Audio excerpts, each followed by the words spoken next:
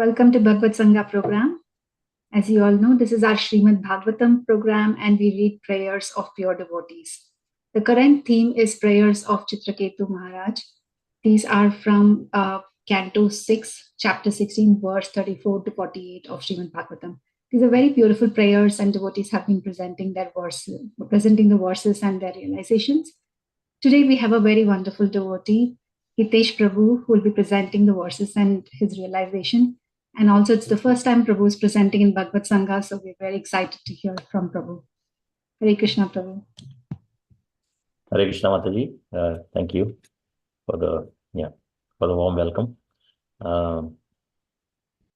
So I guess I will share my experience real quick.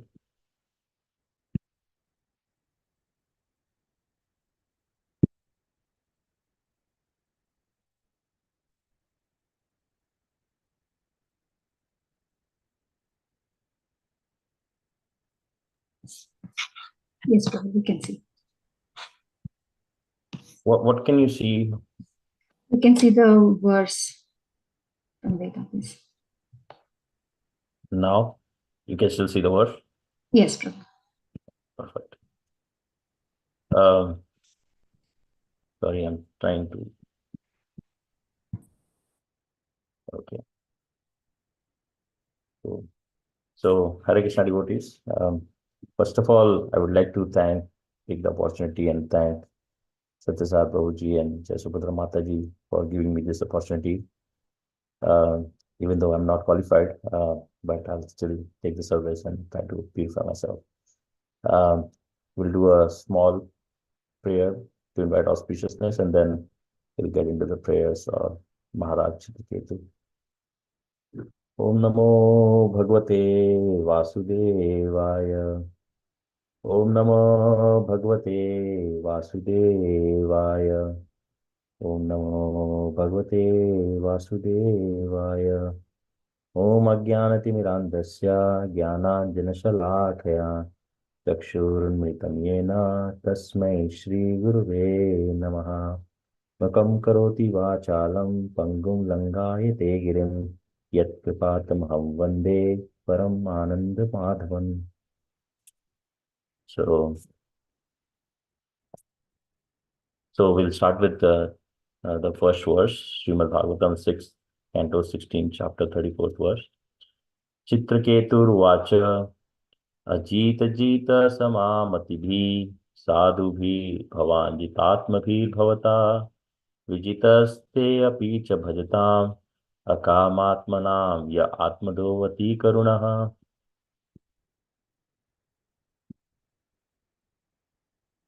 Translation, translated by Srila Prabhupada. Srila Prabhupada ki jai. Chitraketu said, O unconquerable Lord, although you cannot be conquered by anyone, you are certainly conquered by devotees who have control of the mind and senses. They can keep you under their control because you are causelessly merciful to devotees who desire no material profit from you. Indeed, you give yourself to them, and because of this, you also have full control over your devotees. So here, Srila Prabhupada wonderfully describes in his purport one of the qualities of a pure devotee, which is a sammati, meaning it never deviates from devotional service under any circumstances, right? Like for example, myself, I'll have a high and a low during doing devotional service, based on if we are around the festival, we'll do more service uh, than other times and whatnot. So that is not a pure devotional service. That is still service, and Krishna will still uh, uh, take that, but that is not what what Krishna expects it to be. He wants us to be samamati, or be never deviate from devotional service, right? Most of the time, one more example is most of the time non-devotees only worship God when they are materially stressed, and once they are out of stress, they forget about Lord and go back to mundane activities and forget Krishna. and Krishna is not dear to them, right? Uh, also, but in Srimad Bhagavatam, devotional service is like, uh, Prabhupada also mentioned, is like ahituki aparatihita, which is unmotivated and uninterrupted. Like basically, you have to do the service selflessly, without any material desires and whatnot. And when a devotee offers devotional service to the Lord without any motive and selflessness, that devotee is very dear to Krishna and conquer Lord Krishna very easily, as mentioned in this verse. Devotees understand the constitutional position of the soul as well, which is to serve the Lord and to be the servant of the Lord all the time. And they don't desire to merge or become one with the Supreme, as a lot of other like Advaita philosophy, that they try to say that we'll merge into Brahman, right? But we should know our position, that we are the servant of the Lord, and we are doing the service to go back to Golok Vrindavan and also serve Lord there, and not to merge with the Lord, right? And instead, the devotees will desire to be freed from all material hankerings, and they are also called Nishkama. Because being freed from such unreasonable desires, one can fully surrender to the Lord, and hence Lord conquers them, and these devotees also never aspire for liberation. Right? In this purport, it is also mentioned that pure devotees are also engaged in service all the time. Srila Prabhupada has quoted, Savai mana Krishna padar vindayor vachamshi vaikuntha gunar nuvarnane. So devotees are always desireless, and the only desire they have is to serve the Lord, which is the main thing that the soul is for, is to serve the Lord. That's our constitutional position. And because only this mood, the Lord gives himself to the devotees and gets conquered himself, right? One good example that is mentioned in this purport is with respect to the relationship of Krishna with the gopis. The only thing the gopis knew was to please and serve Krishna all the time. And without seeing the gopis, Krishna won't be happy. Even the husbands of gopis, most of the husbands of gopis uh, were not inclined to serve towards Krishna, even though the gopis used to serve Krishna no matter what, and without fail. Moving on to the next verse, 6:16:35. Tava vibhava khalu bhagavan jagat udaya sthiti layadini vishwashijaste samsas tatra mrisha sparganti prithag abhimatya. My dear Lord, this cosmic manifestation and its creation, maintenance, and annihilation are all but your opulences. Since Lord Brahma and the other creators are nothing but small portions of a portion of you, their partial power to create does not make them God, Ishvara. Their consciousness of themselves as separate lords is therefore merely false prestige. It is not valid. So in this verse, it is one more time confirmed how great Krishna is. This is also confirmed in Brahma Samhita, where Ishvara Parama Krishna Sachidananda Vigraha Anadi Radhi Govinda Sarva Karana Karanam. Krishna, who is known as Govinda, is the supreme Godhead. He has an eternal, blissful spiritual body. He is the origin of all. He has no other origin, and he is the prime cause of all causes. Keeping this as the base, we should understand that we are a small portion of Lord Krishna, and we are not God. Nowadays, we find people claiming themselves as God. We should not get into those things. It is not valid as per Srimad Bhagavatam. In Bhagavad Gita 15.7, Krishna confirms and says, Maime Vamsho Jiva Loke Jiva Bhuta Sanatana. A pure devotee is fully surrendered to the lotus feet of the Lord and knows very well that the creative energy of the living entities exist is because we are part and parcel of the Lord. And because we are part and parcel of the Lord, we might have the quality, but very minute in quantity. Similarly, like the other day, Rohini Mataji was mentioning this, like it's similar to a drop of water of ocean. The quality of drop of water of ocean and the entire ocean is still salty. But compared to a drop of water than the entire ocean, the quantity is different, right? Again, in Bhagavad Gita 15.15, Krishna says, Mata smriti jnanam apohamnancha. From me comes the remembrance, knowledge, and forgetfulness. Right? Now, how we should understand this? Because the Lord sits as a super soul within the core of every living entity's heart. The dictation by which one advances in scientific or any material advancement comes from the Supreme Lord. So whatever we achieve in the material world, we should always remember Krishna and offer all we have achieved back to him, because that is the source where it's actually coming from, right? And it is the Krishna who is motivating us within our heart to to make spiritual advancement, and also some material advancement. So we should, whatever we do, whatever our actions should be, whatever the end result of our actions should be, we should always give it back to Krishna and thank him uh, for whatever we have achieved in this life.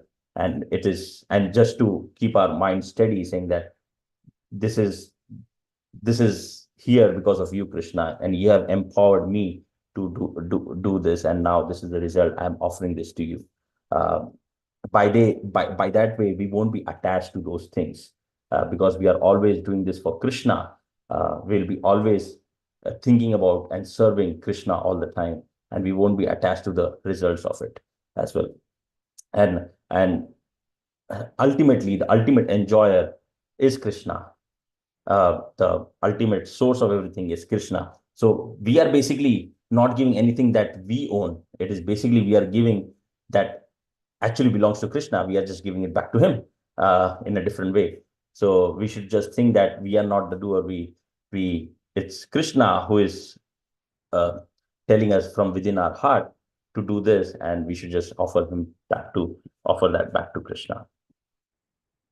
Uh, so moving on to the next one. 6:16:36. Paramanu paramamahatos त्वमाद्यन्तरवर्तित्रय विदुरः आदवन्ते अपि च सत्त्वानां यद्ध्रुवां तद् एवान्तरले अपि. You exist in the beginning, middle, and end of everything, from the most minute particle of the cosmic manifestation, the atom, to the gigantic universes and total material energy. Nonetheless, you are eternal, having no beginning, end, or middle. You are perceived to exist in these three phases, and thus you are permanent. When the cosmic manifestation does not exist, you exist as the original potency. This verse again confirms that Krishna, like Maharaj Chitraketu, is just glorifying Krishna as much as he can. And this confirms that Krishna is everywhere and is eternal. And even when the cosmic manifestation doesn't exist, Krishna exists in his original potency. And all these things can only be understood by a pure, unalloyed devotees, and Krishna himself will reveal it to them. Right? If we take one step towards Krishna, Krishna will take 100 steps towards us to make himself reveal the actual composition, what we are here for and what not. And it's all about the pure faith that we have to do our service. In Brahma Samhita 5.33, it says, Advaitam Achutam Anadi Ananta Rupam Adyam Purana Purusham Nava Yauvanam Cha Vedeshu Durlabham Adurlabham Atma Bhaktau Govindam Adi Purusham Tamaham Bhadami. Basically, I worship the Supreme Personality of Godhead, Govinda, who is the original person, absolute, infallible, without beginning, all the expanded into unlimited forms, still the same original and oldest, and the person always appearing as a fresh youth. Such eternal, blissful, all-knowing forms of the Lord cannot be understood even by the best Vedic scholars, but they are always manifest to pure and unalloyed devotees. So Brahma Samhita here also confirms that Krishna is the source of everything, he's eternal, he's blissful, and not like we have seen big Vedic scholars not necessarily they will understand this. Only a pure, unalloyed devotees can understand Krishna, and this verse confirms that. Brahma Samhita in other verse also confirms that Lord exists with gigantic universe, within the gigantic universe, and also within the atom. And this also indicates that without his presence, nothing could factually exist. So that means here it is because of Krishna's energy, right? Like without oxygen, the body dies. So without Krishna, there is nothing basically. That's what the Brahma Samhita trying to quote. Um, Srila Prabhupada gives an awesome example here in this purport, where of a lemon tree. So a lemon tree produces many tons of citric acid, right? The citric acid is not the cause of the tree, rather the tree is the cause of the acid. Similarly, the Supreme Personality of Godhead is the cause of everything. He is the cause of the tree that produces the citric acid. Bijam mam sarva bhutana. Devotees can see that the original potencies causing the cosmic manifestation are not in chemicals, but in the Supreme Personality of Godhead.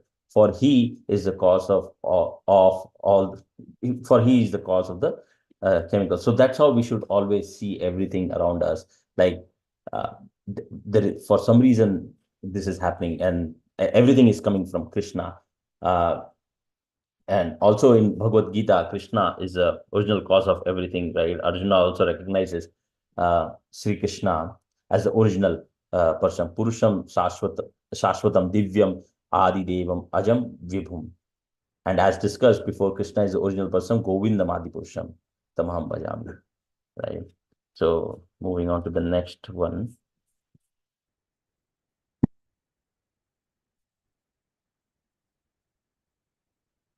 6:16:37. शित्यादिभिरेष किलावृता सप्तभिर्दशगुणोत्तरैरण्डकोश यत्र पतत्य अनुकल्पा कोटिभिस्तदनन्ता. Every universe is covered by 7 layers: earth, water, fire, air, sky, the total energy, and false ego, each 10 times greater than the previous one. There are innumerable universes besides this one, and although they are unlimitedly large, they move about like atoms in you. Therefore, you are called unlimited, Ananta. So here it is described how Lord Krishna is Ananta, like unlimited. As we already know from Brahma Samhita, Yasheka Nishvashita Kalam Atvalambya Jivanti Loma Vilaja Jagad Andanatha Vishnur Mahan Sa Iha Yash Kala Vishesho Govindam Adi Purusham Tamham Bhajami. The origin of the material Krishna, creation is Mahavishnu, who lies in the causal ocean. Brahma and other lords of the mundane worlds appearing from the pores of the hair of Mahavishnu remain alive as long as the duration of one exhalation of Mahavishnu. I adore the primeval Lord Govinda, of whose subjective personality Mahavishnu is the portion of portion. So, the origin of material creation is Mahavishnu, but let's try to figure out, okay, from where does Mahavishnu come? The origin of where does Mahavishnu come from?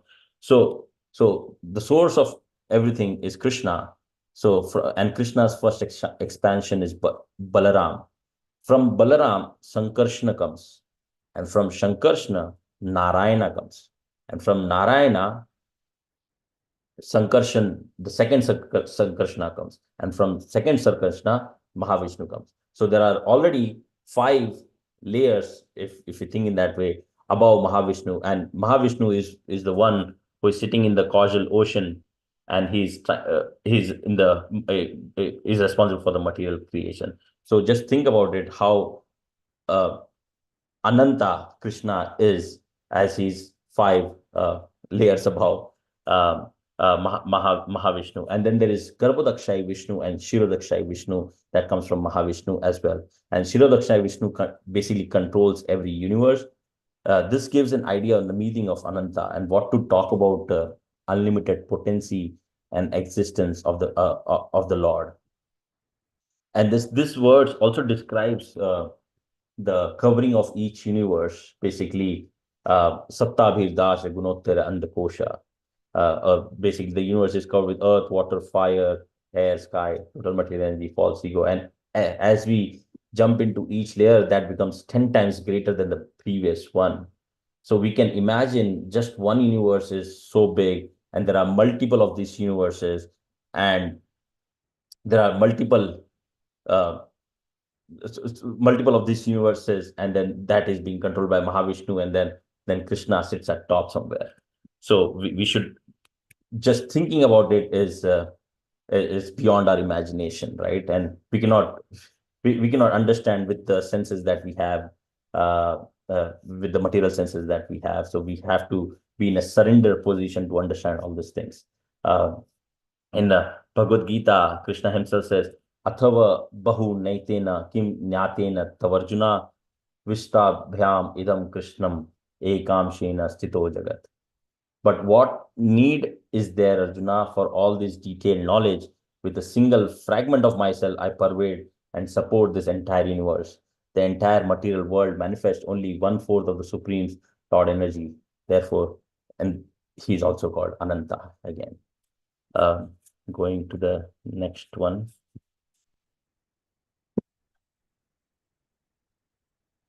6:16:38.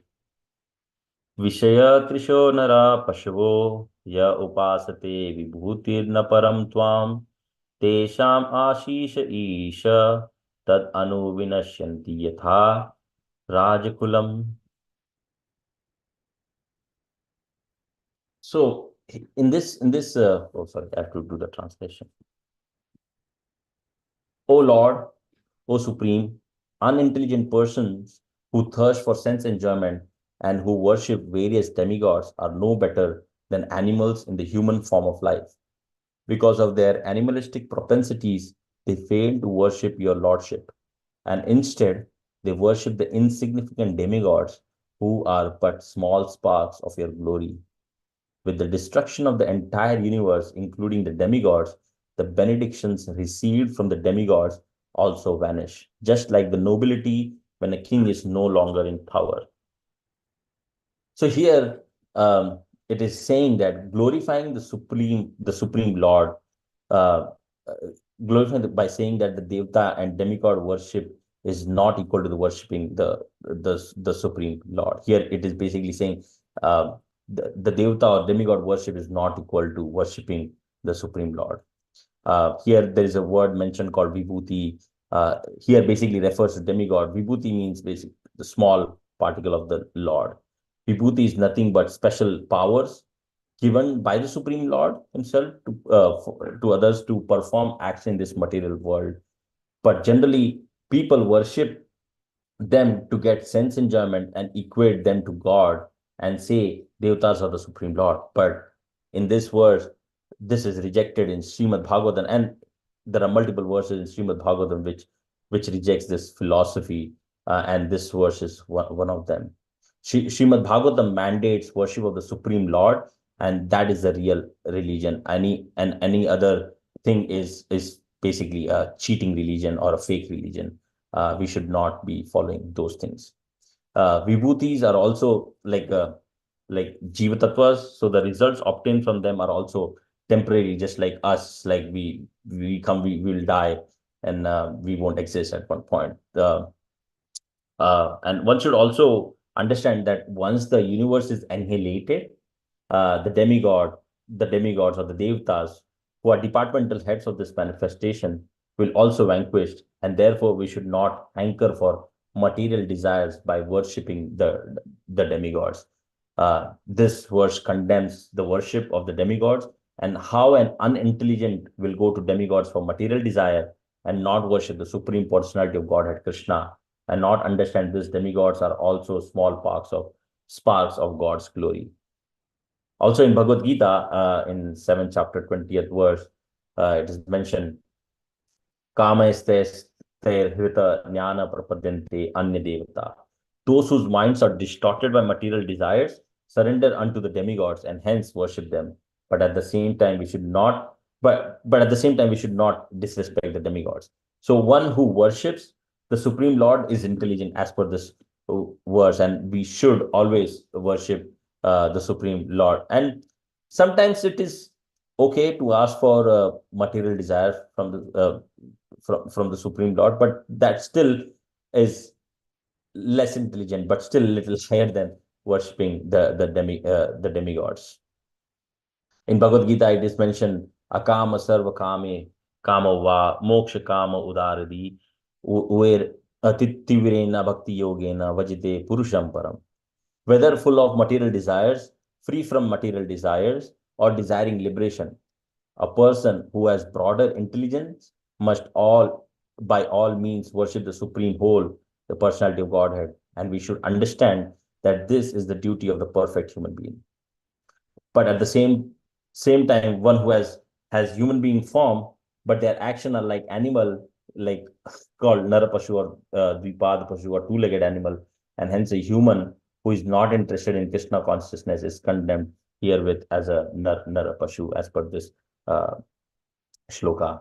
Um, uh, again, we should not disrespect, and even if you're worshipping the demigods, we can worship, like for example, Lord Ganesha. He's a Vignaharta. We can ask him and pray to him to remove all the obstacle that we might get in path of bhakti, and we can pray for that to demigods that will lead us to Krishna eventually. And we should always engage in the service of the Supreme Lord. So this is what I have for today. You know, uh, Hare Krishna Prabhu, that was a wonderful presentation. It didn't feel like it's your first time. You so nicely explained each of the verse and the important points and added your realizations. Excellent, Prabhu. Very nice. So just quickly, I'll say 2-3 points from your presentation. One of that is where you said devotional service should be done continuously. You said it's not something which is done only on Janmashtami. It should always be performed. And that is what pure devotional service is.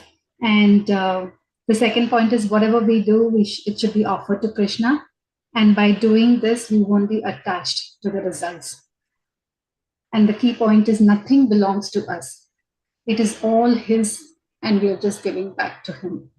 So that detachment should be there, and always serving him mindset. And whatever we do, right, whatever we eat, whatever we act or charity, anything should be offered to Krishna.